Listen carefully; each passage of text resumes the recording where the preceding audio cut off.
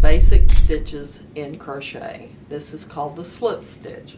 And to work a slip stitch on a chain, you insert your hook into the second chain from your hook, you yarn over, and you pull up a loop through the chain and through the loop on your hook.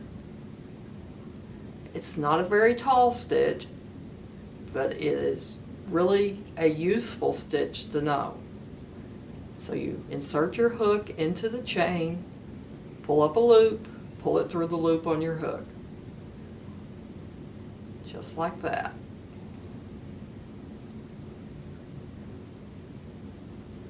And this is what they look like. Slip stitches.